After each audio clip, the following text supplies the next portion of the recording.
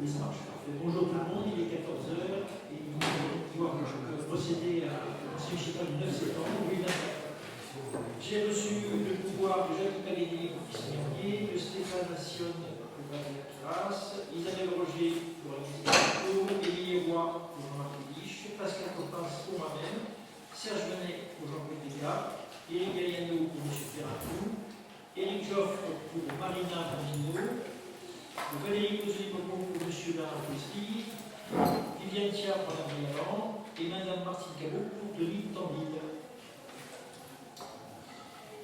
Et on va donc procéder à la tête de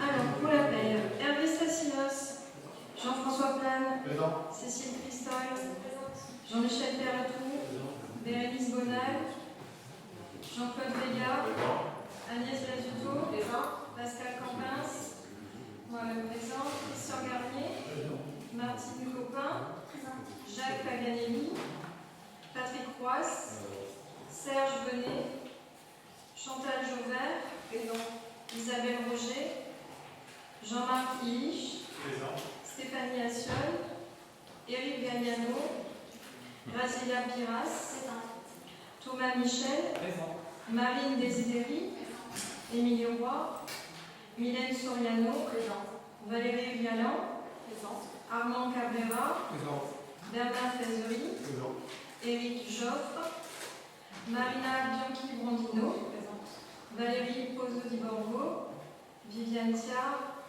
Denis Tandil et Martine Cabot. Merci, le corps est atteint. Nous pouvons valablement commencer cette séance du Conseil municipal. On va commencer par l'approbation du PV de la séance du 17 juin, qui vous rappelle, je vous le rappelle, est assez impé. Est-ce que les remarques sur ce PV? Pas de remarques. Donc on va passer au vote. Qui est contre, qui s'abstient, qui est pour. Unanimité, je vous remercie. Ensuite, les questions 1, 2, 3, ça va être M. Perratou qui va nous les donner. On commence par là, la mission en valeur.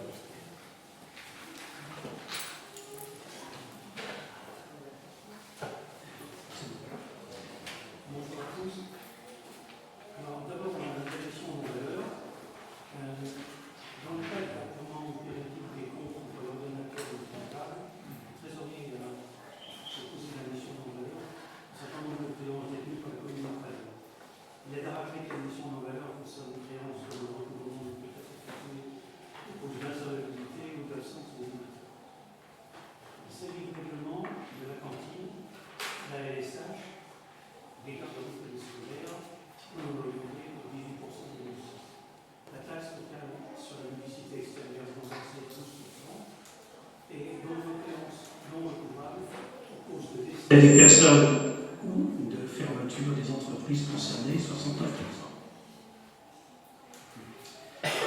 La mission en valeur d'une créance a pour résultat d'affairer la prise en charge. Elle ne libère pas pour autant le redevable, le recouvrement devant être compris si le débiteur revient à meilleure fortune. Il est ainsi proposé au conseil municipal d'admettre en valeur des titres non recouvrés figurant dans les états présentés par le trésorier pour un montant global de 5 843,45 €. Merci, pas de questions. Je vous propose de passer aux questions gênantes d'Irésie.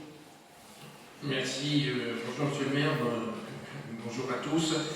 Oui, concernant l'admission en non-valeur, monsieur le maire, monsieur Perratou, nous sommes toujours sur les créances admises en non-valeur qui concernent les factures impayées de cantines et crèches.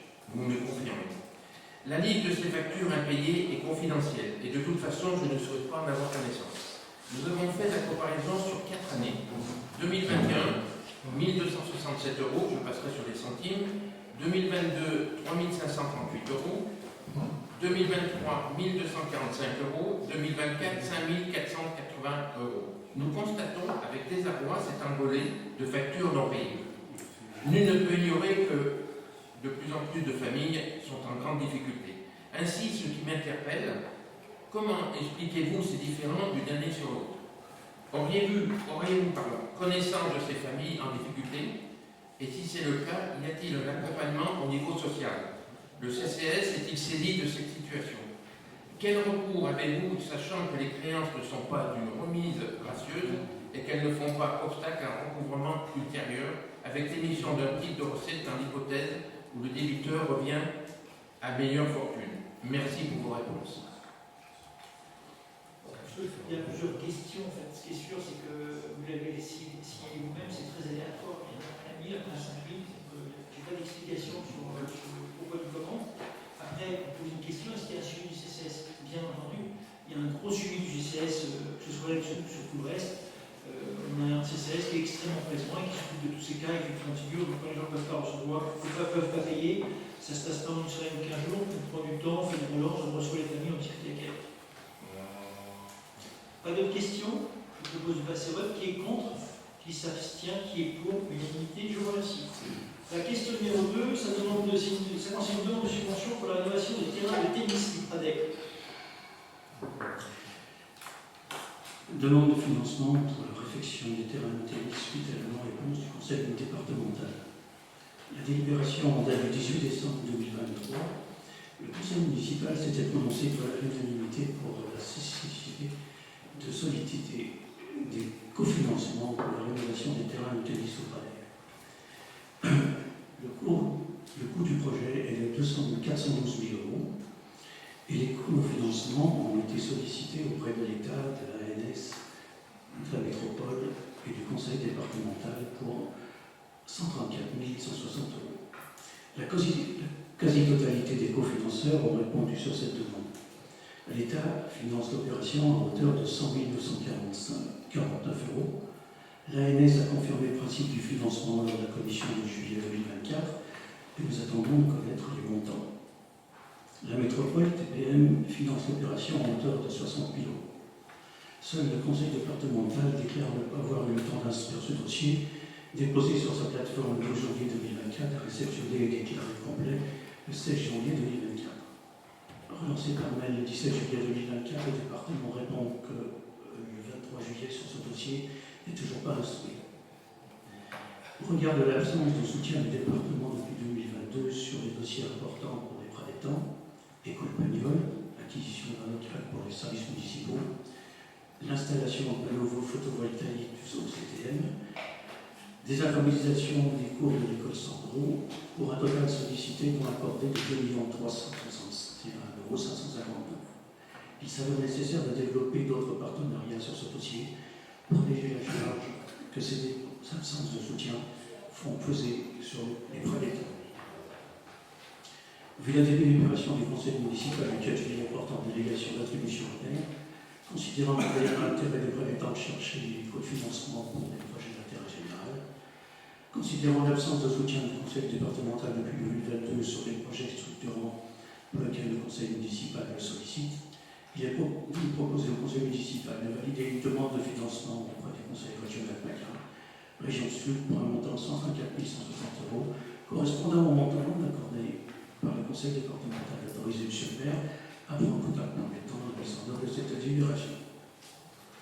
Merci. Pas de questions. Madame Rieur. Monsieur le maire, chers collègues, en propos liminaire, je tiens à rappeler que ce n'est pas au maire du Pradec de décider des subventions départementales allouées à notre commune. Ces subventions sont attribuées par le conseil départemental après un processus rigoureux et transparent. Il est important de souligner que le département ne lésine pas sur les moyens pour soutenir le Pradec, comme en témoignent par exemple les 2 millions pour refaire le pont d'Aclou, ainsi que les centaines de millions d'euros milliers d'euros alloués chaque année pour l'amélioration du réseau routier, comme par exemple la piste cyclable avec une participation de 300 000 €, l'aide à l'enfance, le soutien au collégien pradétant à Carqueiranne. Et la liste est longue, puisque sur 3 ans, on arrive pratiquement à 7 millions d'euros. Donc, vous accordez que ce n'est pas rien. Concernant la subvention Pagnol que vous mentionnez encore une fois sans rapport avec cette délibération qui concerne le tennis, je ne comprends même pas pourquoi elle est évoquée ici, sinon par pure provocation. Je tiens également à signaler officiellement, et j'insiste, que je fais régulièrement l'objet de propos ou de comportements insultants lors de nos échanges. La tonalité de cette délibération en est un exemple flagrant par son approche inappropriée et non conforme au sérieux et à la neutralité nécessaire d'un document administratif. Pour ce qui concerne le dossier du tennis club, en concertation avec le président Jean-Louis Masson, nous avons pris l'initiative, il y a plusieurs mois, de rencontrer directement l'association concernée, car un dialogue serein avec vous n'a jamais été possible. À la suite Il a été décidé d'accorder la somme demandée et le dossier, comme on vous l'a dit, est en cours d'instruction, tout comme de nombreux autres provenant d'autres communes, dans un cadre et un calendrier tout à fait normal. Le vote est d'ailleurs prévu lors de la prochaine commission permanente le 19 septembre. On voit bien au-delà de la provocation de l'inutilité de cette délibération. Franchement, ce conseil mérite mieux. Je déplore, comme dans d'autres circonstances, que le ton employé dans cette délibération soit clairement inapproprié. En tant que conseillère départementale, je demande à être traitée avec le respect dû à mon mandat. L'invective et l'agressivité ne servent en rien les intérêts des Pradétans, bien au contraire. Un comportement plus mature de votre part permettra un échange courtois et constructif pour progresser sur les dossiers importants de notre commune dans le respect des compétences de chacun. Enfin, je vous informe que face aux irrégularités constatées et au caractère politiquement orienté de cette délibération, qui mêle des considérations sans rapport direct avec la question traitée, je vais saisir le préfet par courrier officiel pour demander un contrôle de légalité, car cette délibération ne respecte pas les critères de neutralité administrative et de rigueur exigés par le Code général des collectivités territoriales. Je vous remercie. Cette délibération, merci Jean-Michel de l'avoir présentée, elle dépeint la réalité des faits. Donc, c'est pas trouver ça cruel, je trouver ça agressif, aucunement. C'est juste la réalité. La réalité, c'est qu'on demande un certain nombre de subventions, soit on n'a pas de réponse, soit c'est des refus systématiques. Donc on estime être maltraité par le département d'un point de vue financier, on a le droit de le dire en conseil municipal, ça concerne les finances de tous les Pradétans, de tous les Pradétains. Avant-hier, j'étais à l'inauguration de l'école à la Valette qui récupère plusieurs millions d'euros de la part du département, et nous on a un modeste 100 000 euros. Nous, ce qu'on demande, c'est une équité de traitement. Vous êtes conseillère départementale, faites votre travail, défendez votre commune auprès du département, faites en sorte de recueillir des subventions. Après, vous mélangez, je vais rappeler le fonctionnement du département. Le département a des missions qui lui incombent. Le pont de la Clue, c'est fait avec la métropole. Il y a d'ailleurs une délibération qui est passée en métropole pour signer une convention entre le département et la métropole pour le faire pont de la Clue. Il y a le CDE, il y a un certain nombre de choses qui sont prises en charge par le département parce que ce sont ses responsabilités. Et il y a autre chose, c'est l'aide aux communes, Madame Briandon.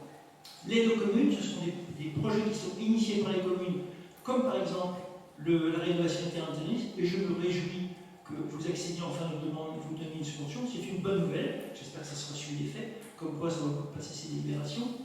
Donc l'aide aux communes, ça consiste à accompagner la commune sur des projets qui sont initiés par la commune. Donc c'est le cas pour l'école Marcel Pagnol, c'est le cas pour l'école pour la course en gros, c'est le cas pour les tennis, et c'est là-dessus qu'on demande une aide, et pas sur ce qui est fait pour le CDE, ce qui est fait pour le pont de la Clue, c'est autre chose.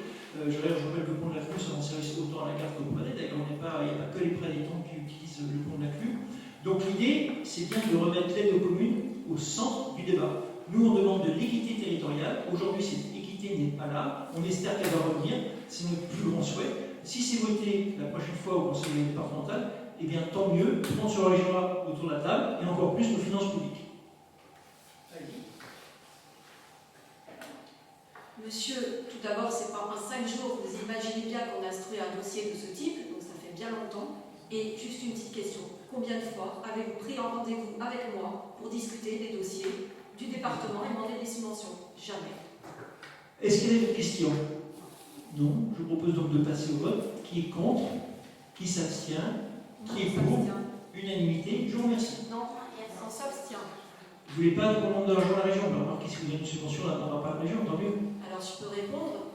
Vous, avec la subvention du département, vous couvrez l'ensemble, donc la délibération est inutile. C'est bien ce que je dis. Alors, c'est un tiers au lieu qu'on aura. On va attendre que vous passiez. Je sais qu'il y avait une séance de finances ce matin au département. Comme quoi, il y a 4 jours près, ça peut jouer. Donc, ce matin, j'imagine que vous avez dû discuter de la délibération pour aujourd'hui. Et tant mieux. Ce qui compte, c'est le résultat. Si au final, on a une subvention en financement, c'est très bien. Tout le monde peut s'en réjouir autour de la table. Donc, vous voyez, franchement, je dirais ça officiellement si c'était pas le cas. Madame Liana, on laisse parler. Vous voyez, par la courtoisie et l'agressivité. Pas l'agressivité, de la courtoisie. On laisse les gens finir leur propos. C'est comme ça que ça se tient au conseil municipal. Donc, je finis mon propos. Donc, l'idée, c'est bien effectivement d'obtenir une aide aux communes comme c'est le cas. On demande de l'équité territoriale. On va être aidé au minimum, au même niveau. Faites votre travail de conseil environnemental. Et tant mieux si vous le faites, tant mieux. Cette délibération on va la maintenir en l'état. Et bien évidemment, si on a une modification, on va avec la main du geste, on va bien sûr attendre que ce soit voté au conseil départemental. Et si c'est voté au conseil départemental, bien sûr, on ne demandera pas à l'agent de nous assister, puisque le département fera son travail. Donc, j'ai perdu le fil des votes. Il y a quand même monsieur qui s'abstient chez vous. Monsieur Nord, vous faites quoi pour le tennis? Vous abstenez aussi pour le tennis? Oui. D'accord. Non pas spécialement pour le tennis, mais sur la forme du courrier, D'accord. pour l'ensemble. Alors donc ça fait 4 abstentions pour. Voilà. Merci. Voilà, délibération numéro 3, ça concerne la vente d'un bus. Vente d'un bus. Le véhicule de marque Tepsara Opala de 37 places avec 125 297 km n'a plus d'utilité au regard des besoins du service et sa conservation entraîne des frais inutiles d'entretien et d'assurance. Le prix de base en vue d'une vente aux enchères est estimé par la Direction nationale d'intervention domaniale et commissariat aux ventes de Marseille à plus de 4 500 € pour une vente fixée le 24 octobre 2024. Du fait de ce montant, la procédure réglementaire prévoit le passage en conseil municipal afin d'accepter la vente du véhicule immatriculé 384 BSC 83 aux enchères par l'intermédiaire de la Direction nationale d'intervention domaniale et commissariat aux ventes de Marseille pour un montant de 4 500 € au départ des enchères. Sans contrôle technique, frais à prévoir pour l'acquéreur. D'autoriser M. le maire à signer tout acte permettant la mise en œuvre de cette délibération. Merci, pas de questions. Monsieur Tandier. Merci. Lors du dernier CM, c'est-à-dire de février 2024, j'ai une interrogation. J'étais intervenu pour essayer de comprendre et vous faire remarquer qu'une alternative plus économique et écologique du bus qui était inactif dans les locaux du CTM. Maintenant, vous proposez la remise de ces véhicules au domaine. Je ne suis pas contre, loin de là. Le saviez-vous lors du dernier CM? Cela m'aurait évité d'intervenir et de poser des questions sur les subventions qui ont été allouées. Merci. Merci, on va passer au Monsieur Bézier.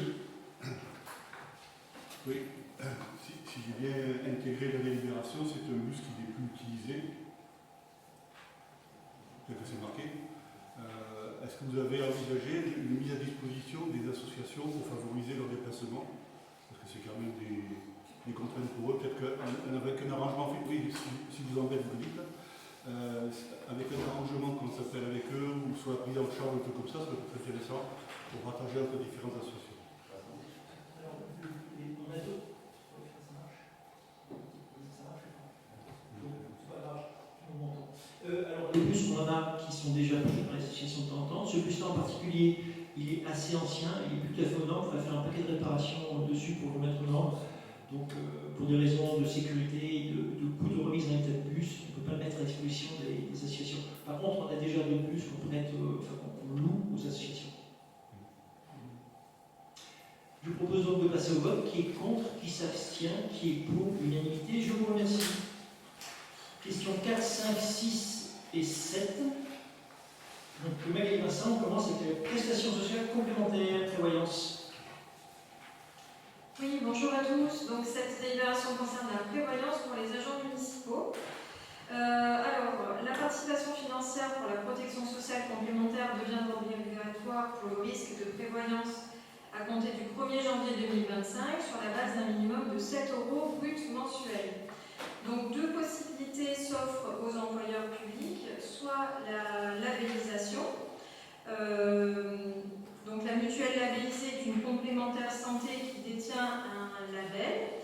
Elle s'adresse spécifiquement aux agents de la fonction publique employés par une collectivité territoriale ou un établissement public et depuis 2016 aux retraités du secteur âgés de plus de 65 ans. Dans le cadre de cette labellisation, l'employeur verse alors une participation aux agents qui ont adhéré à l'un des produits labellisés, parmi ceux mentionnés sur la liste publiée sur le site internet du ministère chargé des collectivités territoriales. Pour info, elles sont près de 250 à bénéficier de cette labellisation en 2024. La deuxième option, c'est la convention de participation, associée à un contrat collectif d'assurance conclu à l'issue d'un protocole d'appel à concurrence spécifique, avec un organisme d'assurance bénéficiant de la qualité d'institution de prévoyance. Seuls les agents affiliés à cette mutuelle pourraient alors bénéficier de l'aide financière de la commune. Donc afin de ne pas contraindre les agents à changer de mutuelle, la commune a fait le choix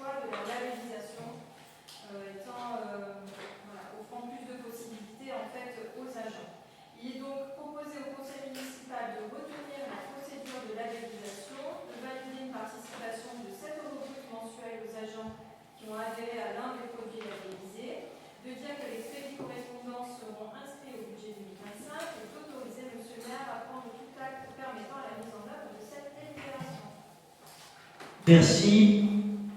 Je vais baisser un peu.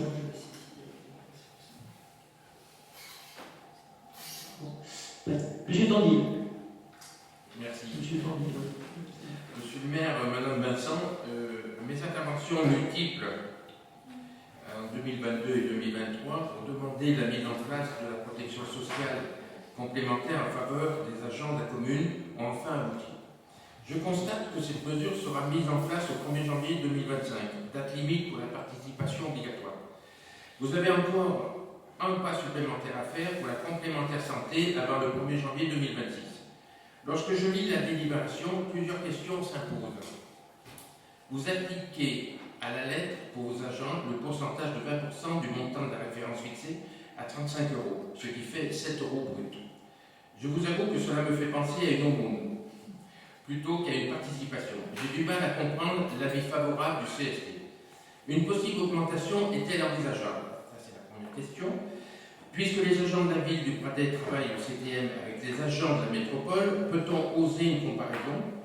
Quelle est la participation que reçoivent les agents de la métropole TPM? Est-ce que cette participation s'applique à tous les agents communaux ou seulement aux agents titulaires? J'ai lu dans la délibération que depuis 2016, cette participation pouvait bénéficier aux retraités âgés de plus de 65 ans, ayant été employés dans une collectivité territoriale ou établissement public, à condition que leur mutuelle figure sur la liste des produits labellisés.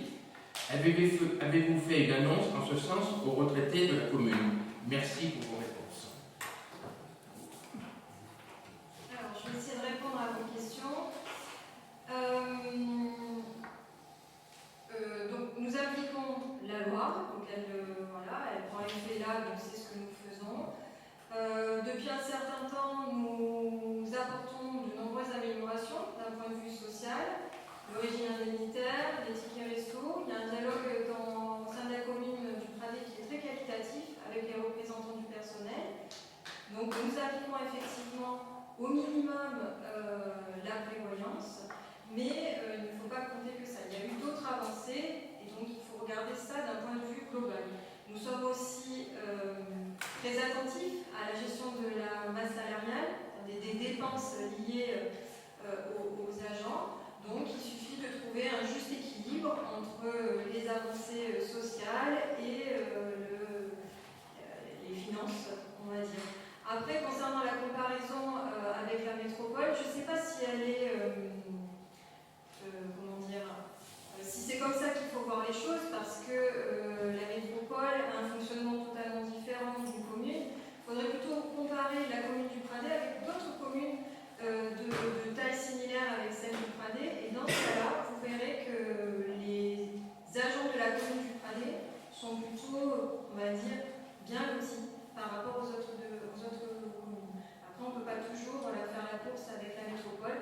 Nous sommes deux institutions, on va dire, différentes.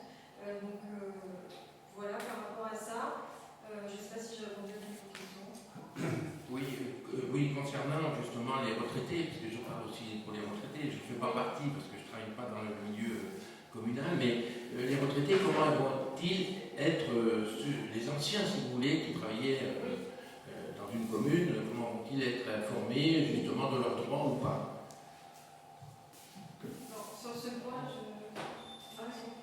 non, on dit que ce n'est pas prévu pour ces personnes-là. Merci, Madame Rivard, allez-y. Juste pour ajouter un petit point, il n'empêche que vous avez des personnes qui font à peu près le même travail côte à côte, qui sont dans les mêmes locaux, dans les mêmes sites et qui ont des avantages totalement différents. Merci, donc on va passer au vote. Qui est contre? Qui s'abstient? Qui est pour? Unanimité. Je vous remercie. La question numéro 5, recensement de la population. Oui, alors cette délibération porte sur le recrutement de 4 agents recenseurs et fixation de leur rémunération. C'est une délibération assez classique. Le recensement nous propose sur une collecte d'informations annuelle concernant la totalité du territoire communal étalée sur une période de 5 ans. La collecte se fait par sondage auprès d'un échantillon d'adresses tirées au sort par l'INSEE et extrait du répertoire d'immeubles localisés. Sous la responsabilité de l'INSEE, le recensement incombe aux maires qui ont la charge de la mise à jour et de l'expertise de l'île, ainsi que de l'ensemble de l'organisation des opérations et de la gestion des agents recenseurs.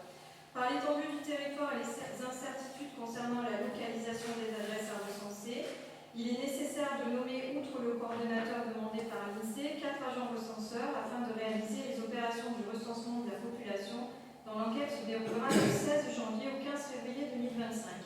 La rémunération des agents recenseurs sera couverte en partie par la dotation de l'INSEE. Considérant qu'il appartient également à la commune de fixer la rémunération des agents recenseurs.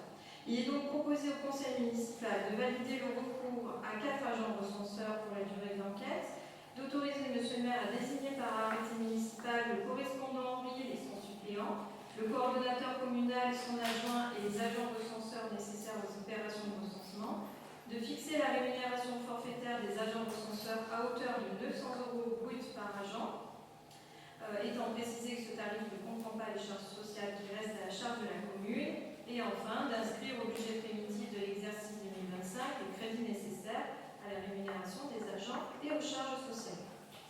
Merci pour cette présentation. Pas de questions. Pour que je passe au vote, qui est contre, qui s'abstient, qui est pour, unanimité. Je vous remercie. Délibération numéro 6, le nouveau régime indemnitaire de la police municipale.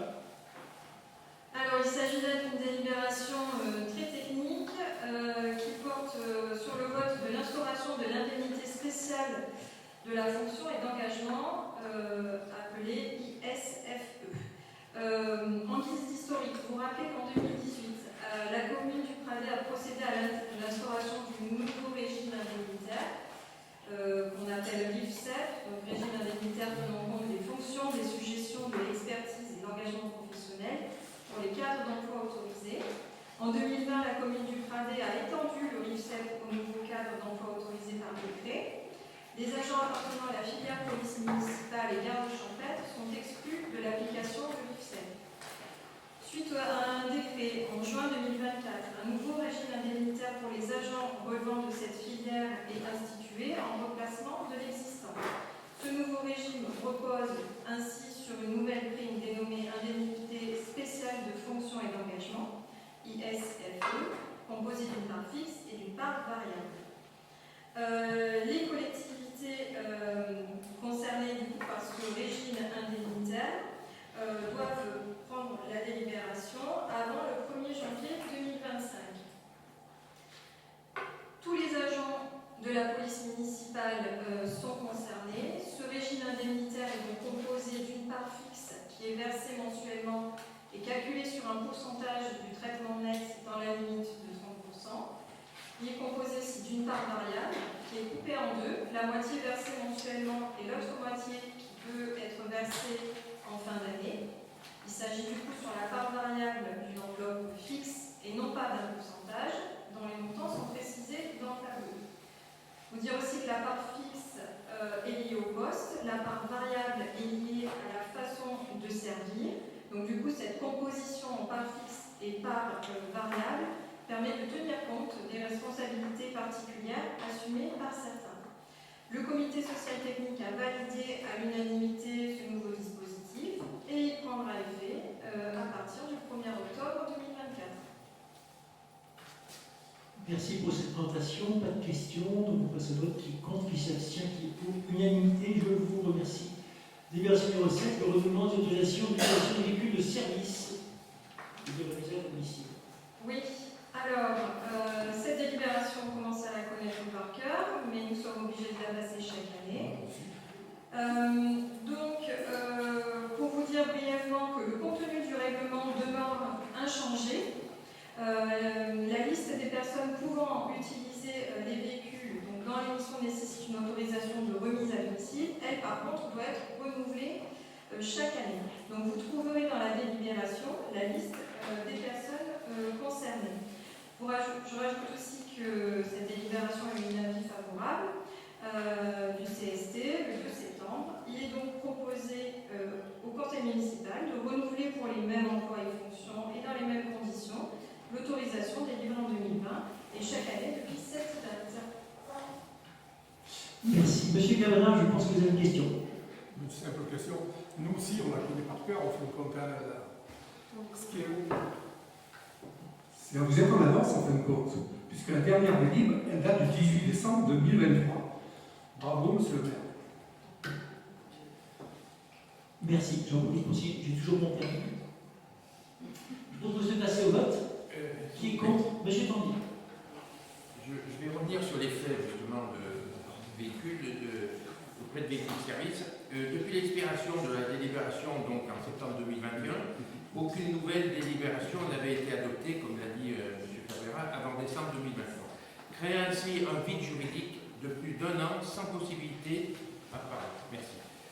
Je peux reprendre depuis le début. Sans possibilité de régularisation a posteriori.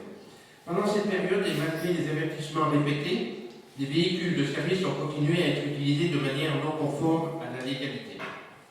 Il est crucial de rappeler ici le principe de non-réactivité qui empêche de régulariser une situation a posteriori lorsque les règles n'ont pas été respectées dans les délais impartis.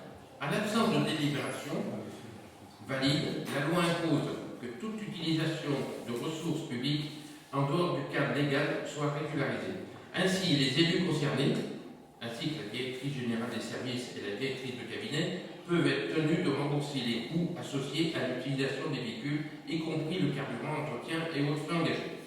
En tant que conseillers municipaux et responsable de la gestion des deniers publics, je propose que nous engagions une procédure pour calculer les coûts engagés pour l'utilisation non autorisée des véhicules, exiger le remboursement de ces sommes par les personnes concernées, mandater un audit indépendant pour évaluer l'étendue de cette utilisation indue et recommander des mesures pour éviter de telles dérives à l'avenir. D'autre part, nous nous interrogeons sur la pertinence de cette nouvelle délibération, ainsi que moins d'1 an s'est écoulé depuis la dernière, décembre 2023. Nous ne comprenons pas l'intérêt de cette délibération, sachant qu'il y aura forcément un conseil municipal avant la fin de l'année. Pourquoi le faire aussitôt? Je vous remercie pour votre attention et espère que vous soutiendrez cette démarche en faveur de la transparence et de la rigueur dans la gestion de nos ressources municipales. Merci. C'est un sujet qui avait déjà été évoqué par M. Cabrera et réglé, donc pour vous, il n'y a pas de. C'est clos. Et comme l'a dit M. Cabrera, on a un petit peu d'avance cette fois-ci. La fois il était en retard, maintenant on avance. Voilà. On va passer à vote. Qui est contre? Qui s'abstient? Qui est pour? Unanimité. Je vous remercie. Alors, on va refaire le vote. Qui est contre? Vous êtes contre. 4 contre. Qui s'abstient? Qui est pour? Je rappelle qu'il s'agit légalement tenu de passer la délibération. Alors ensuite, on a fini avec les ressources humaines. On va passer à la délibération numéro 8. Il s'agit cette fois-ci d'une demande d'inscription de la commune du Pradet sur le décret érosion des côtes. Et c'est Jean-Luc qui va présenter. Merci, monsieur le maire. Donc, il s'agit d'intégrer la commune du Pradet au décret fixant la liste des communes concernées par le recul du trait de côte. La commune a déjà délibéré lors du conseil municipal du 31 janvier 2022 en faveur de son inscription sur cette liste. Toutefois, en mars 2022, le syndicat des communes du littoral varois, par la voix de son président, a informé les communes membres qu'il avait fait retirer de la liste toutes les communes littorales du département du Var. Suite à cela, des réunions ont été organisées avec les services de l'État et il apparaît que le SCLP dispose à présent d'informations complémentaires sur les cartes de recul du trait de côte de la part des services de l'État et que les éclaircissements attendus sur leur contenu et nos objectifs ont été apportés. Ainsi, le processus d'intégration des communes varoises dans le décret peut être donc relancé. Cependant, en raison de l'ancienneté de cette première délibération, les services de l'État ont demandé à la commune du Pradet de délibérer de nouveau. C'est pourquoi il est proposé au conseil municipal d'approuver l'exposé qui précède, d'émettre un avis favorable quant à l'inscription de la commune sur la liste des communes dont l'action en matière d'urbanisme et la politique d'aménagement doivent être adaptées aux phénomènes hydrosédimentaires entraînant l'érosion du littoral. D'autoriser M. le maire à prendre toute disposition, à signer tout acte ou tout document relatif à l'exécution de cette délibération. Merci, pas de questions. Je propose de passer au vote. Qui est contre? Qui s'abstient? Qui est pour? Unanimité. On passe à la question numéro 9, 11 par Jean-François Flane. La 9, c'est la demande de subvention auprès du fonds. pour les études complémentaires du Pays de Galles. Bonjour à toutes et à tous. Donc, c'est une demande de subvention au titre des fonds de prévention des risques naturels majeurs, dits fonds Barnier. Cette mission d'expertise relative aux travaux de confortement préconisés dans le cadre des glissements de terrain de la Calanque du Pin de Galles. Suite aux 2 glissements de terrain de 2014 février et décembre, plusieurs études ont été mandatées. 2 par les tribunaux, destinées à sécuriser la partie haute de la Calanque qui s'était effondrée et dont les préconisations sont contradictoires. D'autre part, la commune souhaite comprendre le phénomène dans son ensemble, en déterminer les causes et définir ce qu'il y a lieu de faire sur un périmètre beaucoup plus large que celui sur lequel les experts judiciaires ont eu à se prononcer. Ces études passent toutes par une validation des services de l'État. C'est eux qui ont demandé un complément d'information suite à la dernière étude portant sur la présence de gypse sous la Calanque.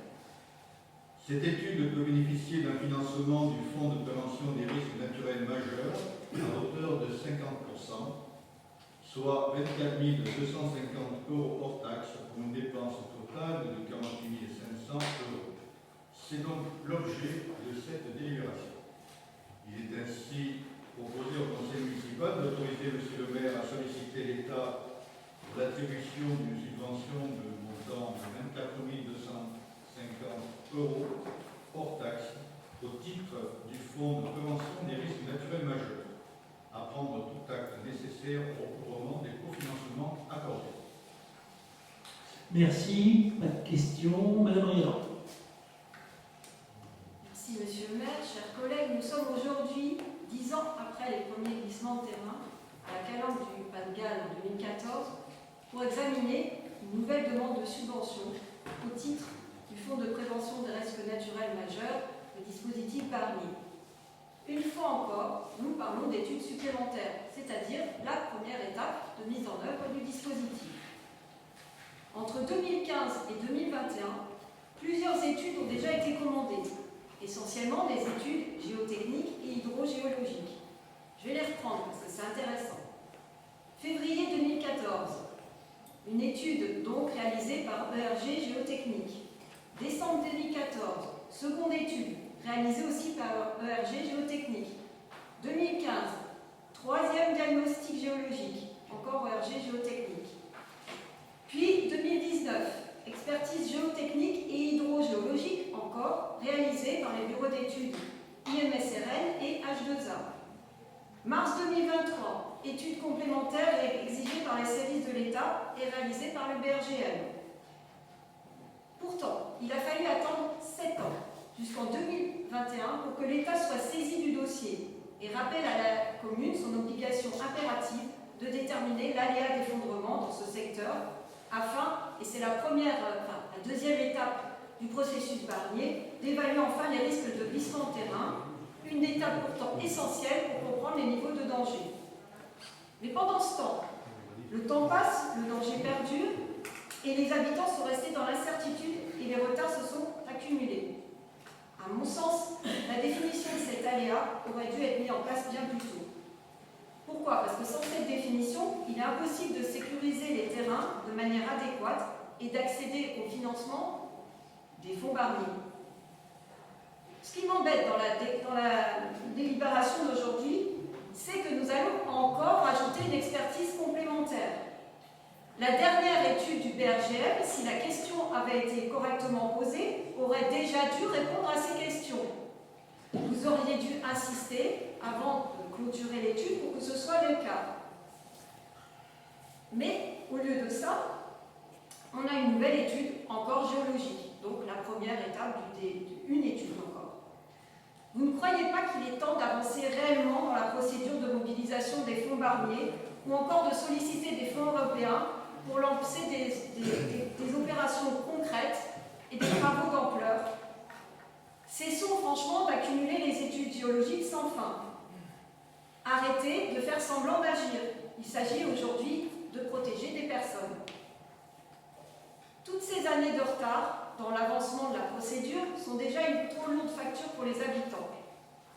Aujourd'hui, ce Ce que je vous demande, c'est qu'un calendrier plus précis pour l'avancement du dossier, les détails de la procédure Barnier, soient prévus. Quand allez-vous revoir le plan de prévention des risques naturels? Quand allons-nous voter la délibération pour mobiliser les fonds Barnier sur de véritables actions d'envergure? Et finalement, quand les travaux seront lancés? Nous demandons vraiment une gestion transparente de ce dossier. Il ne s'agit plus maintenant de discuter de nouvelles études sans fin, mais de protéger les habitants. 10 ans d'attente, c'est trop long.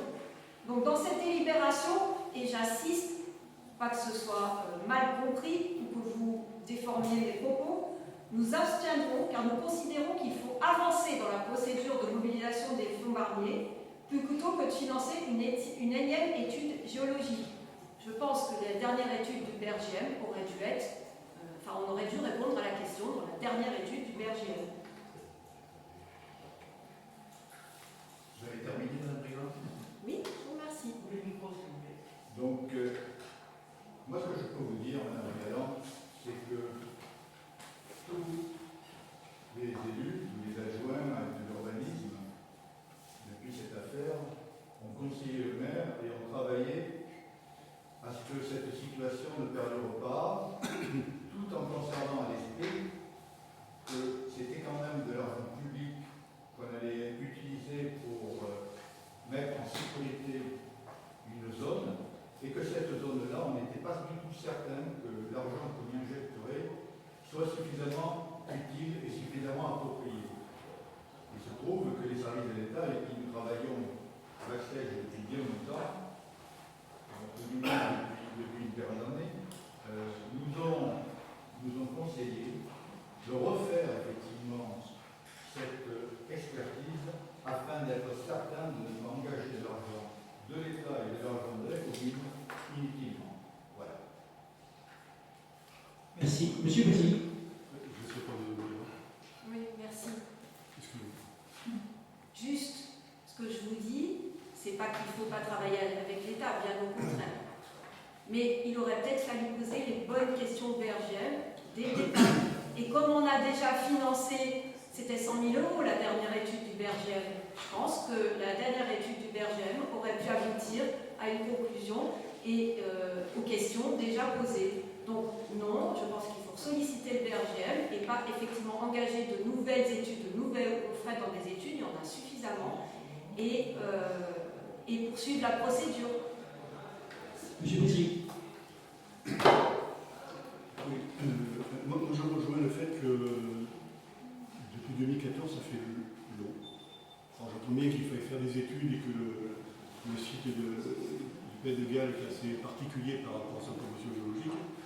Moi ce qui me dérange dans vos délibérations, c'est que vous avez tendance à exagérer lorsque vous dites que les conclusions du BRGM disent qu'il y a de fortes probabilités que les aquarites soient présentes.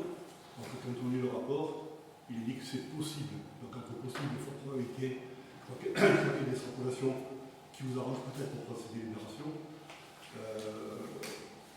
Sauf erreur de ma part, ça fait 1 an que vous avez dû entamer les travaux par rapport à ce qui avait été donné au niveau du tribunal. Vous avez été condamné en 2022 pour faire un travail en 2023, ça n'a pas été fait. Donc même si M. Kahn s'entend que tout le monde est préoccupé par ce souci-là, moi je pense que, alors je ne vais pas dire désinvolture parce que ça serait malvenu, mais je pense que vous ne mettez pas tous les moyens en œuvre. J'entends bien qu'il ne fallait pas dépenser les deniers de la commune à perte, mais il y a des situations où il faut prendre des risques. Et là, je pense que vous devez prendre un risque pour réaliser les travaux, quitte à revenir un petit peu après par rapport à des études complémentaires. Mais je trouve que les délais pour réagir et pour prendre en compte le désarroi des habitants du Pays de Galles et les risques qu'ils encourent, parce que est-ce que vous avez mis en œuvre depuis lors des surveillances accrues de cette zone telle qu'il est demandé? Oui, donc c'est-à-dire que chaque fois qu'il y a une pluie, vous allez sur place, vous faites des mesures, vous vérifiez. Oui, tout à fait. Il y a un suivi effectué. Voilà. S'il n'y a pas d'autres interventions, je propose de passer au vote. Donc, qui est contre? Qui s'abstient? 4 abstentions. Qui est pour? Merci. Délibération numéro 10, ça concerne les achats de 2 parcelles. Continue donc du même parcelle. Ça concerne donc une acquisition foncière des parcelles AX 50 et 51 par préemption. La déclaration d'intention d'aliéner est une formalité imposée à tout propriétaire qui souhaite vendre un bien immobilier situé dans une zone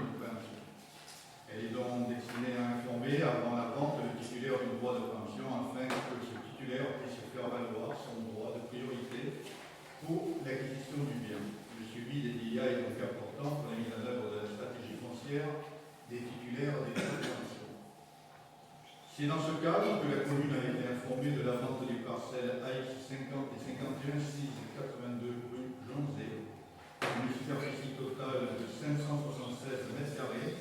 Cette propriété est constituée d'une maison d'habitation d'une superficie de 74,30 m² avec son jardin. Elle est située en zone urbaine UC du plan local d'urbanisme en vigueur et dans un périmètre de droit de préemption urbain institué par la délibération du Conseil métropolitain de la métropole du 25 octobre 2018.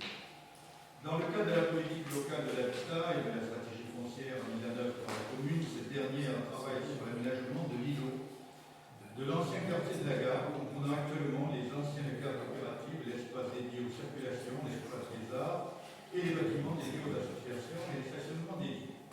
Les parcelles objets de la vente sont localisées en microyenneté de la parcelle AX 421, servant à accueillir une partie des stationnements de l'espace des arts et, plus largement, au sein de l'îlot de l'ancien quartier de la gare, entouré ci-dessous, l'acquisition de ces parcelles se fait donc dans un but de réaliser de la réserve foncière augmentant les espaces qui, aménagés, permettront la réalisation d'une véritable mixité de fonctions dans le quartier.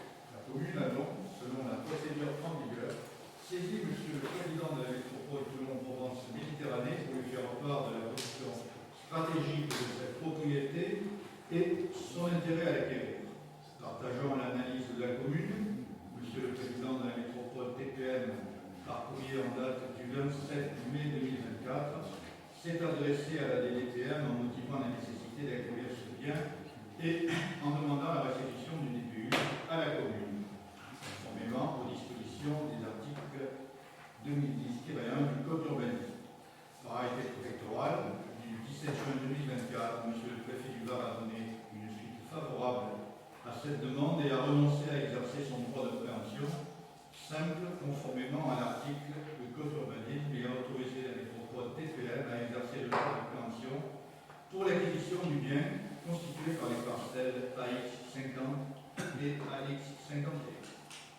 Par décision du 18 juin 2024, M. le Président de la métropole a pris la décision de déléguer l'exercice du DPU au profit de la commune du Pradet pour ce projet particulier. Par décision motivée en date du 19 juin 2024, M. le maire de Pradet a décidé de mettre en œuvre le droit de préemption urbain. Le propriétaire a accepté la proposition d'achat de la commune au prix de vente précisé sur la DIA, soit 430 000 €. Donc, je vous ai vu le Code général des collectivités territoriales et la déclaration d'intention d'aliéner numéro 48 du Code 25/04/24. Vu l'arrêté préfectoral, vu la décision du président de la métropole, vu la décision du maire, vu l'accord du propriétaire du bien, il est demandé au conseil municipal de valider le bien fondé de cette acquisition, de valider donc le montant d'acquisition à 430 000 €, auquel s'ajoutent les frais d'acte évalués à 6 221,37 €, et d'autoriser M. le maire ou un membre du conseil municipal et ou la directrice générale des services avec faculté d'agir ensemble ou séparément à signer tous les actes subséquents et pièces nécessaires à cette mise en œuvre et à l'authentification de celle-ci. Merci. Pas de questions, Madame Miron. Dans votre délibération, la destination du bien n'est pas très précise. Il est par ailleurs mentionné que dans le cadre de la politique locale de l'habitat et de la stratégie foncière mise en œuvre par la commune. Cette formulation évoque bien évidemment la politique des logements et mentionne plus loin l'accord de la préfecture. Comme notre commune est toujours en carence, notamment en ce qui concerne les logements sociaux, nous souhaitons juste savoir si cette préemption des parcelles a bien été effectuée dans l'objectif de créer des logements sociaux, comme l'implique la formulation de votre délibération et, je le répète, l'accord de la préfecture. Dans l'ancienneté achetée, on ne prévoit pas d'y faire des logements. On achète pour l'instant une parcelle, il y aura un aménagement à terme, on verra bien quel. Pour l'instant, il y a une logique de réserve foncière, il n'y a pas de programme pour faire des logements ou des logements sociaux. C'est un peu étonnant que le préfet ait accepté dans cette optique sans avoir cette idée d'avoir des logements sociaux pour améliorer le quota des logements sociaux. nouvel adjoint à l'urbanisme, nouvelle efficacité. On va passer au vote. Qui est contre? Qui s'abstient? Qui est pour? L'unanimité, je vous remercie. Ensuite, question numéro 11. Il s'agit d'une subvention au titre de l'OSCE pour le projet Human, qui est situé en face des Rouges. Oui, ça concerne l'attribution d'une subvention communale à Human pour la réalisation d'une opération de reconversion de la résidence Azur, de construction donc d'une résidence autonomie et d'une maison d'enfants à caractère social, 161 avenue Rému. Human, anciennement ADAPI, est propriétaire du terrain foncier constitué par les parcelles cadastrées, section AP numéro 399, 44, 45, 46, 47, accueillant aujourd'hui 34 logements pour les personnes en situation de handicap travaillant à l'ESAT. De Hyères, dans le cadre d'un projet global du Human, le foyer va être transféré sur la commune de Hyères, au plus proche de l'ESAT. Sur le site ainsi libéré, qui bénéficie d'une situation privilégiée adossée au Volco Bebès entre le centre du bourg du Palais et la place du Monette, l'association a souhaité développer un projet intergénérationnel qui accueillera une résidence autonomie, 41 logements, et une maison d'enfants à caractère social, 16 chambres, 3 studios, pour un effectif de 21 enfants. Ce programme répond à une destination d'intérêt collectif. Un permis de construire leur a été accordé en date du 10 novembre 2023 pour la réalisation de ce projet. Les 41 logements prévus dans le cadre de la réalisation de la résidence autonomie bénéficient de la qualification juridique du logement social et comptent par conséquent dans l'inventaire de la commune au titre de la loi SRU. La commune du Pradé, dans le cadre de la carence liée à la loi SRU, peut choisir soit d'avoir un prélèvement sur les dotations de fonctionnement accordées par l'État, soit de donner des subventions en investissement pour des projets sur son territoire. C'est ce second choix que fait le Pradé à chaque fois qu'il est possible. Dans ce cadre, l'association Human nous a sollicité pour la construction d'une maison d'enfants à caractère social et d'un foyer pour les seniors afin de répondre aux besoins des départements qui leur a accordé les autorisations nécessaires pour ouvrir cet établissement. Il est donc proposé de verser 131 500 € à Human, 81 500 en 2024 et 50 000 en 2026, ce qui correspond au montant disponible de notre pénalité SRU. Il est donc demandé au Conseil municipal de valider l'attribution de cette subvention de 131 500 € à Human, de dire que cette dépense est inscrite au budget de la commune pour 2024 et sera inscrite au budget prévisionnel de 2026. D'autoriser M. le maire à signer les conventions et actes subséquents nécessaires à la mise en œuvre de cette délibération. Merci, pas de questions. Je propose de passer au vote. Qui est contre, qui s'abstient, qui est pour, unanimité. Je vous remercie. Ensuite, les délibérations 12 et à 16, ça concerne le sport, et le sport et en particulier le sport adapté. Et Agnès va nous présenter ces délibérations concernant la commune avec une convention partenaire avec Bellestéo. Bonjour à tous. Donc, conformément au travail que la commune réalise pour consolider ses partenariats avec les différentes structures pradétanes, il est proposé au conseil municipal de valider la convention d'objectifs et de moyens entre le dispositif Bellestéo et la municipalité du Pradé. Cette convention concrétise localement les orientations de la branche famille de la Caisse nationale d'allocation familiale relative à l'inclusion des enfants en situation de handicap.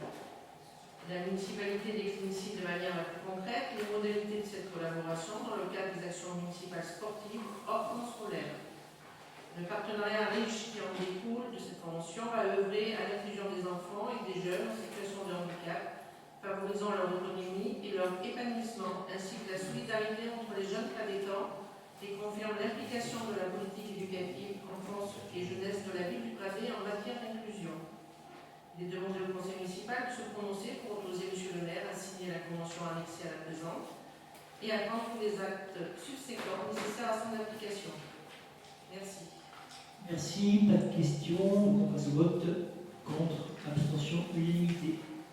Suivante à 13, Sporting Goulman. Délibération numéro 13. Donc, pour la convention d'objectifs et de moyens de l'association Sporting Boulomane Pradétan, donc, il est proposé au conseil municipal de valider la convention d'objectifs et de moyens de l'association Sporting Boulomane Pradétan. Cette convention est prise en application des règles en matière de subvention et d'aide aux associations. Elle porte sur des projets spécifiques de ce partenaire que la commune entend soutenir. Chaque action en aura lieu une évaluation et un suivi de l'emploi des moyens déployés. La municipalité définit ici de manière la plus concrète son soutien direct au tissu associatif pradétan, dont le Sporting Boulomane, qui est un acteur extrêmement dynamique. Ce partenariat riche qui découle de cette convention participe au dynamisme de notre ville et à la qualité de la vie locale. Donc, ces éléments sont intégrés au plan annuel que réalise la commune avec chaque association, au regard du bilan financier comme des résultats de ses actions. Il est donc demandé au conseil municipal de se prononcer pour autoriser M. le maire à signer la convention annexée et à prendre les actes subséquents nécessaires à leur application. Merci, pas de questions. Passe au vote. Qui est contre, qui s'abstient, qui est pour. Unanimité, je vous remercie. 14. Le club de type. La délibération 14 concerne un avenant à la convention d'objectifs et de moyens avec l'association du club nautique du Pradé-la-Garonne. Donc la commune du Pradé et le CNPG sont liés par une convention d'objectifs et de moyens signée en février 2024 et définissant notamment les engagements réciproques pour la mise en place d'actions à destination des classes de CM1 de la commune pendant le temps scolaire.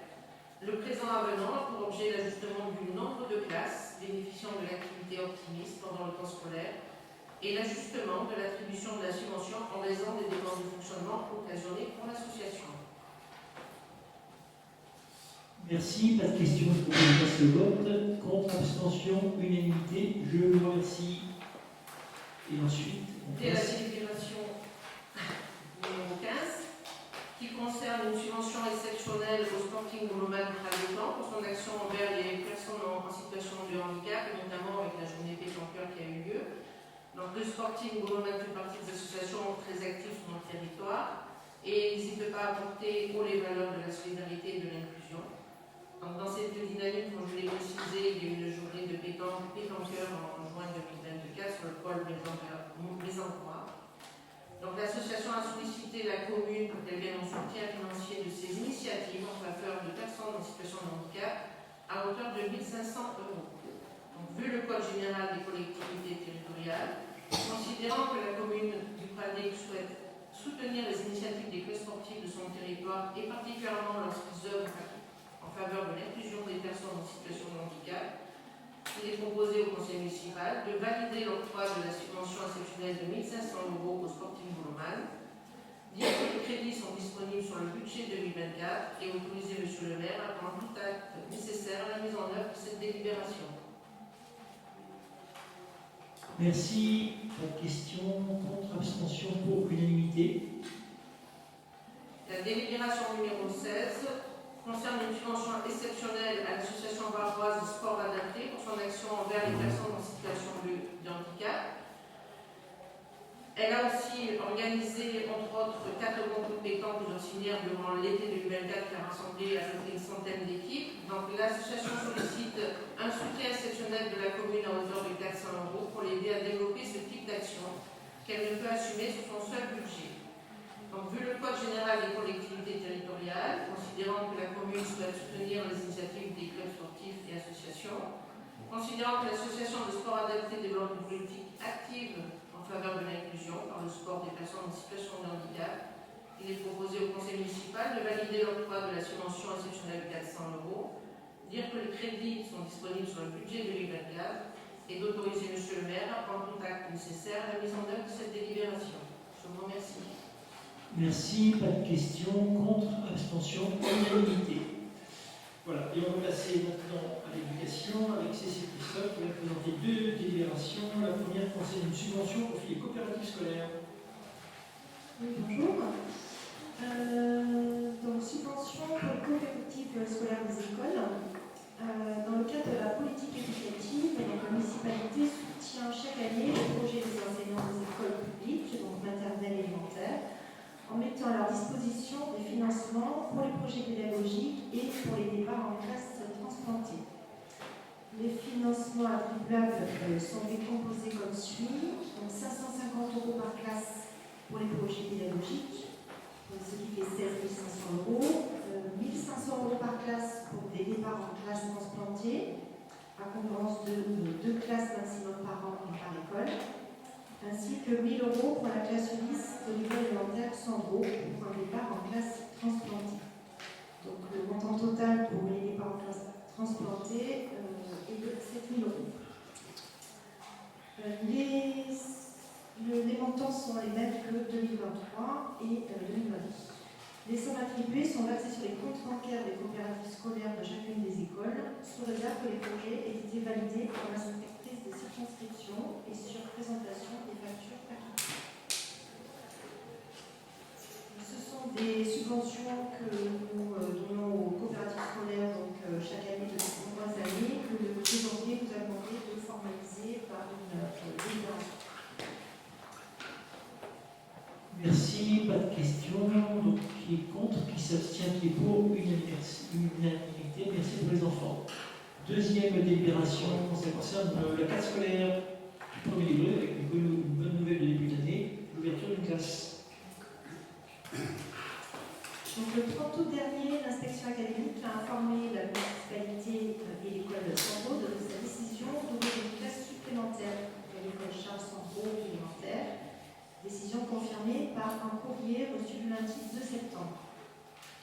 Effectivement, depuis l'envoi des effectifs par la commune attendu en janvier dernier, cette école était sous surveillance. À la fin de l'été, la prévision s'est révélée une réalité avec une moyenne par classe de 26,6 élèves. Et donc des classes très chargées, notamment dans les sections les plus grandes, CM1, CM2. Donc aussi, lors de cette dernière commission, les services d'éducation nationale ont acté l'ouverture de classe, faisant descendre la moyenne à 24,18 élèves par classe.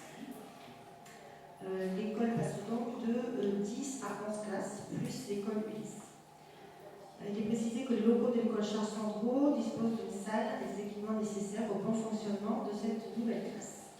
Il demande au conseil municipal de bien vouloir donner un avis favorable à l'ouverture d'une classe dans les locaux de Charles Sandro et autoriser M. le maire à signer les actes nécessaires pour la mise en œuvre de cette délibération.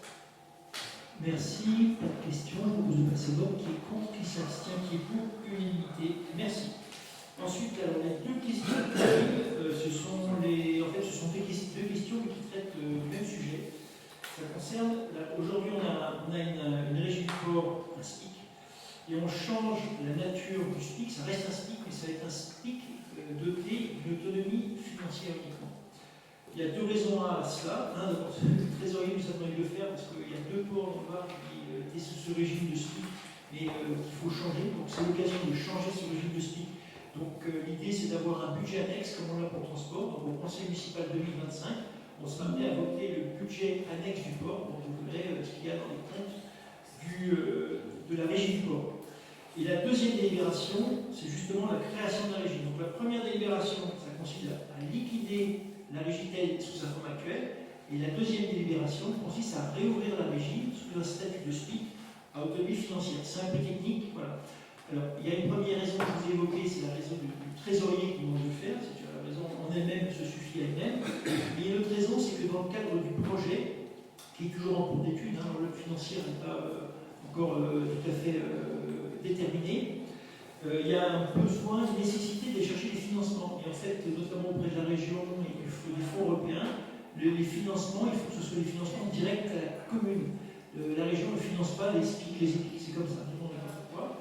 Donc il y a nécessité en fait de passer sous cette forme de budget annexe pour obtenir des subventions de la région. C'est la deuxième raison, qui est au moins aussi importante que la première, pour changer le statut de la régie.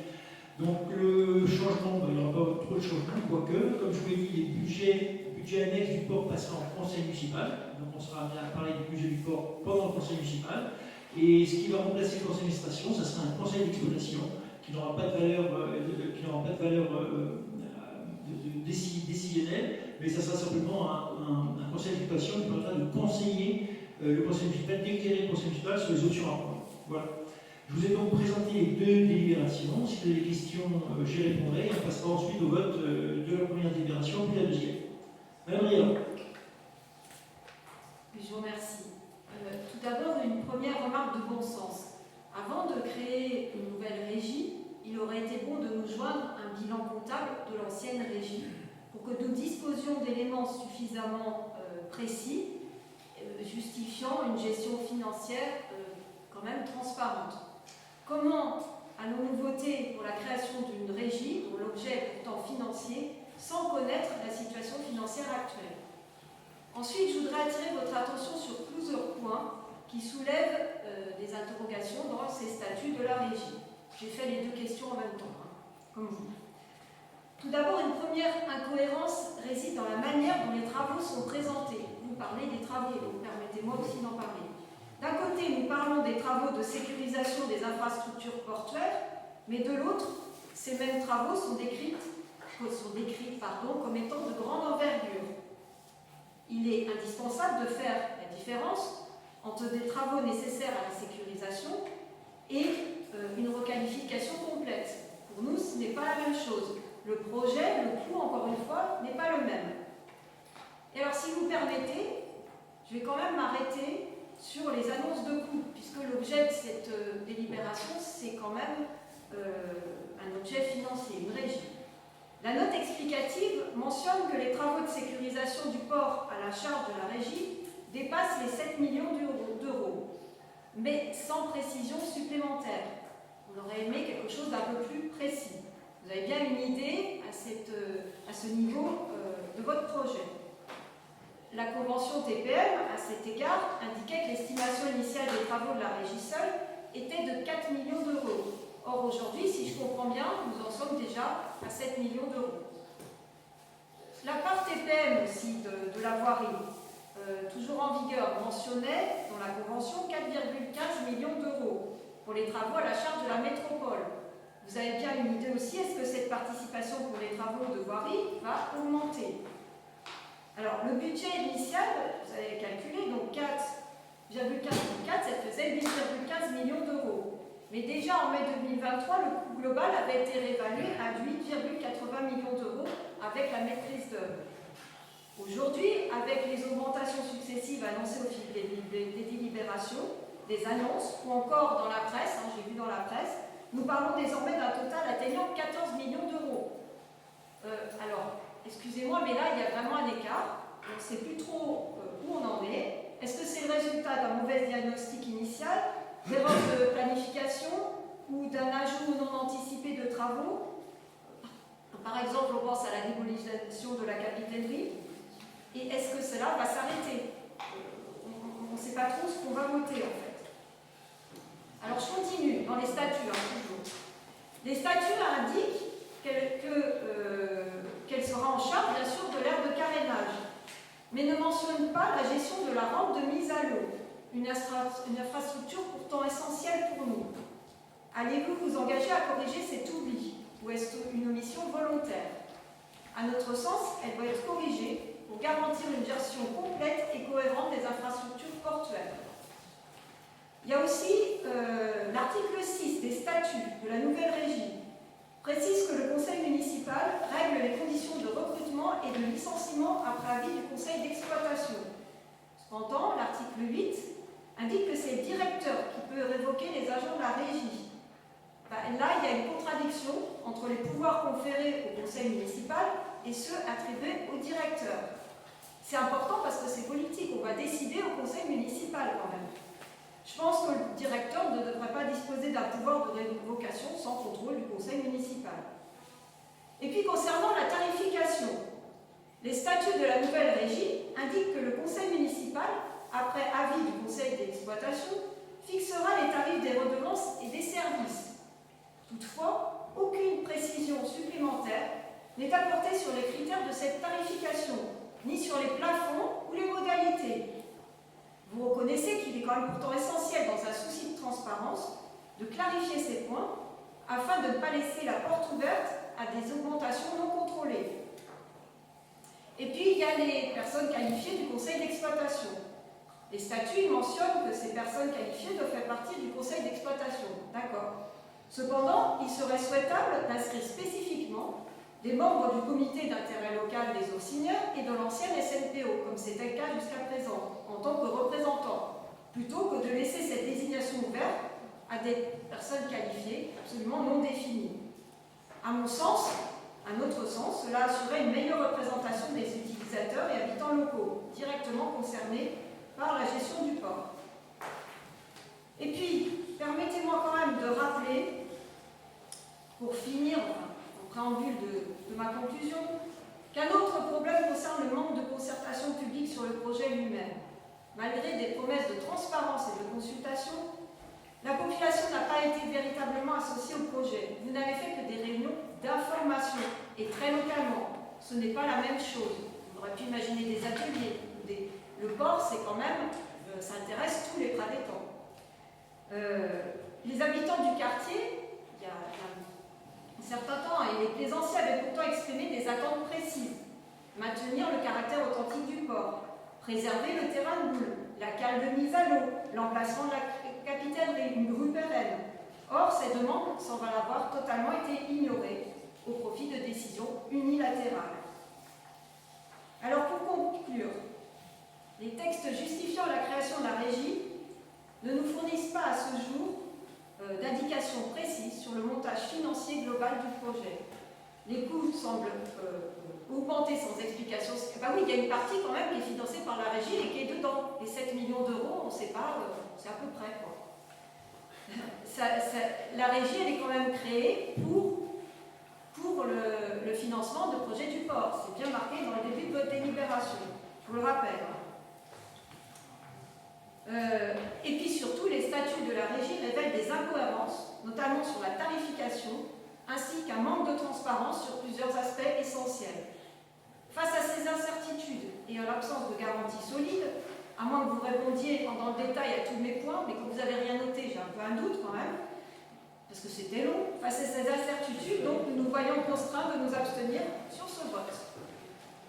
Effectivement, c'est un petit peu long, et confus aussi, je veux dire. Alors, je rappelle le but des 2 délibérations.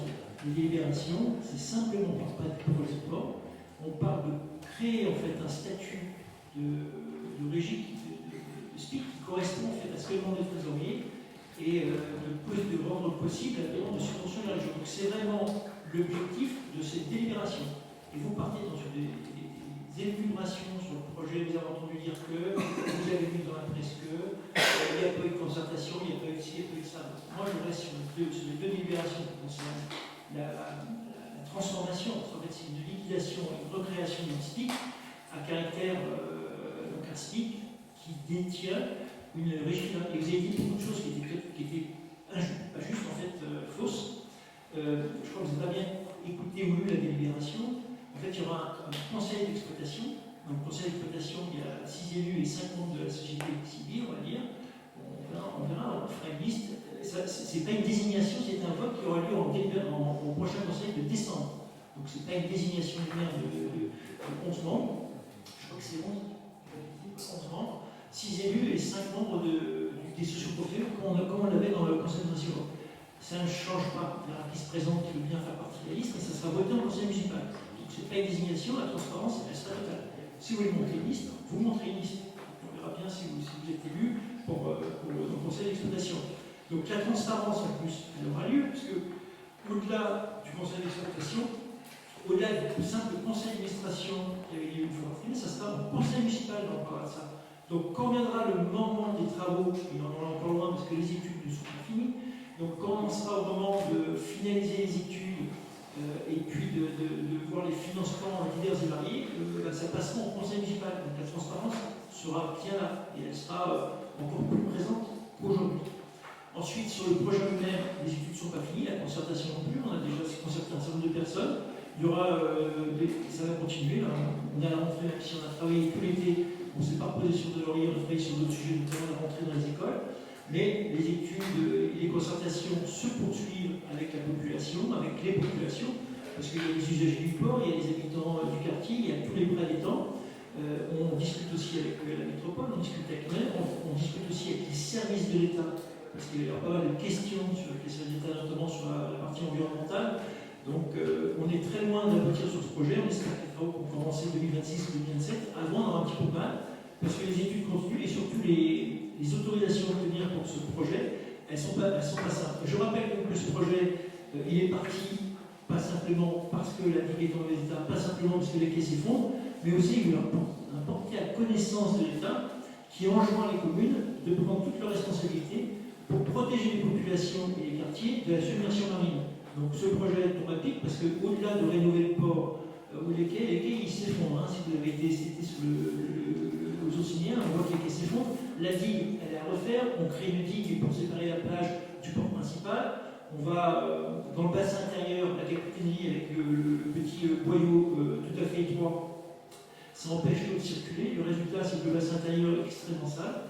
Donc on veut créer un pont. Voilà, donc c'est toute une série de contraintes qui ont été données à la maîtrise d'œuvre pour aboutir à un projet qui, j'espère, alors l'unanimité, on ne l'a jamais limité, mais en tout cas un projet qui satisfera le plus grand nombre. Monsieur Pétry. Moi, j'aurais juste besoin de clarification sur la composition du conseil d'exploitation, parce qu'aujourd'hui, il y a une place qui avait été octroyée à M. Éric Joffre au niveau de la régie du port. Est-ce que la logique sera la même, ou est-ce que d'ores et déjà on peut comprendre que la position ne sera pas représentée? La logique ne sera pas tout à fait la même, parce que comme je vous l'ai dit, donc, le conseil d'exploitation, du coup, on avait mis M. Joffre à l'époque pour avoir l'opposition qui participe au débat sur le port. Là, il n'y aura plus besoin de nommer quelqu'un d'opposition, parce que quand on va parler au conseil municipal, tous les membres de l'opposition seront habilités à donner leur avis lorsqu'on parlera du port. Allez, alors. Écoutez, je pense que c'est vous qui vous égarez. Vous m'accusez de parler d'autre chose et vous parlez de parler autre chose que la régie. C'est vous qui parlez du projet du port en commençant à le détailler. Donc permettez-moi de poser des questions aussi un peu dessus. Mais c'était même pas mon but, effectivement, j'ai repris que ce qui était dans la régie. Et mon propos était très clair. Quand je vous parlais des 7 millions, c'est marqué dans votre délibération. Quand je vous parlais, vous ne m'avez pas répondu non plus. La contradiction dans la gestion des infrastructures pour la rente de mise à l'eau, vous ne m'avez pas répondu, c'est bien dans les statuts. La cohérence dans les pouvoirs du conseil municipal du directeur, vous ne m'avez pas répondu. Et puis la tarification, vous ne m'avez pas répondu non plus. Et puis je ne vous demandais pas si j'allais être élu au niveau du conseil portuaire. Je vous demandais à ce que dans les statuts, le CIE d'Issy-sur-Sinière et la SNPO y apparaissent. C'est pas ce que vous m'avez répondu, encore une fois. Donc arrêtez de dire que mes propos ne sont pas clairs, c'est vos réponses qui sont confuses. Bon, est-ce qu'il y a d'autres interventions? Donc, je vous propose de passer au vote. Bon, donc, qui est contre? Qui s'abstient? Une belle unanimité. Merci tout le monde. Non, c'est C'était la question numéro 19. Alors, on refait. Qui est contre? Qui s'abstient? Abstention. Qui est pour? Ça reste une belle unanimité parce que l'abstention, c'est pas clair. Allez, moi-même. Voilà, donc on va passer à la question numéro 20. Non, en fait, on va voter la 19, on a voté la 19, on va voter maintenant la 20, qui est la création. Là, on vient de liquider la régie. Maintenant, on crée la régie. La création de la régie du BGPC de vote. Contre. Abstention. Pour. Merci. Alors ensuite, deux questions suivantes concernent la métropole. La première question, c'est un compte de commande pour la gestion des profits de plage. Merci, monsieur le maire. Oui, donc il s'agit d'une convention pour la constitution d'un groupement de commandes relatif à la gestion des profits de plage et ouvrages maritimes non bétonnés du littoral métropolitain. Donc il s'agit d'effectuer des opérations diverses de réensablement et d'aménagement des plages et d'entretien d'ouvrages maritimes non bétonnés du littoral métropolitain. Et donc il y aura différentes opérations comme l'apport de matériaux, des gestions des banquettes de nuit, le reprofilage des plages. Voilà, donc il est proposé au conseil municipal d'adopter l'exposé qui précède, d'adhérer au groupement de commandes relatif à la gestion des profils de plage et ouvrages maritimes non bétonnés du littoral métropolitain, d'autoriser M. le maire à signer la convention constitutive de groupement de commandes ci annexé et d'autoriser le président de la métropole à signer l'accord cadre afférent pour le compte de la commune. Merci, pas de questions, je propose de passer au vote. Qui est contre? Qui s'abstient? Qui est pour? Unanimité, je vous remercie. Ensuite, la question 22, en fait, ça ne se vote pas, c'est la mise à disposition du conseil municipal, le rapport définitif du contrôle de la Chambre régionale des comptes. Est-ce que vous avez vu avec beaucoup d'attention, un peu des questions de remarques, rien je propose de voter à l'unanimité que ce rapport a bien été communiqué. Ensuite, nous avons donc une convention de partenariat avec l'Université de la Garde et en particulier les tarifs étudiants. Et donc là, c'est Martine qui ne risque pas arriver à les rejoindre. Bonjour à tous. Donc, la convention de partenariat culturel avec l'Université de Toulon. Depuis de nombreuses années, l'Université de Toulon a mis en place un partenariat avec les différentes salles de spectacle TVN afin de permettre aux étudiants de la métropole de bénéficier d'un tarif réduit pour l'achat de billets de spectacle. Plus de 1500 places en moyenne sont distribuées aux étudiants chaque saison afin de proposer un accès au spectacle vivant sur les différents lieux partenaires. La ville du Pradet, avec sa programmation de l'espace des arts, proposera 3 spectacles de la saison culturelle 2024-2025 aux étudiants. L'Université de Toulon prendra sa charge, les étudiants, c'est place à 1 euro, comme vous pouvez le voir dans le tableau aussi après. L'Université de Toulon prendra sa charge la différence sur un tarif réduit étudiant de 10 euros. Il est donc demandé au conseil municipal de se prononcer pour autoriser M. le maire à signer l'avenant à la convention annexée à la présente, à prendre tous les actes subséquents nécessaires à la mise en œuvre de cette délibération et de la convention annexée. Merci. Merci. Pas de questions. Je pose ce vote. Donc, qui est contre, qui s'abstient, qui est pour. Unanimité. Je vous remercie. Ensuite, nous avons deux rapports d'activité. Le premier, c'est la SP 83 qui est présenté par Jean-Claude Vega, mais je pense que vous avez pris connaissance. Pas de questions pour Jean-Claude Vega.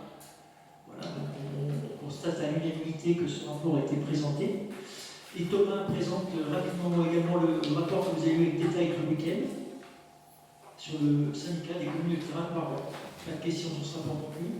Tout va remonter de complément. Voilà, je propose de constater également à l'unanimité que ce rapport a bien été présenté. Vous avez dû prendre connaissance également des décisions en communication. Pas de questions sur ces décisions en communication, mais écoutez, on peut déclarer ce conseil municipal terminé. Je vous remercie pour votre présence. Je vous souhaite une bonne semaine et puis à très bientôt. Au revoir tout le monde.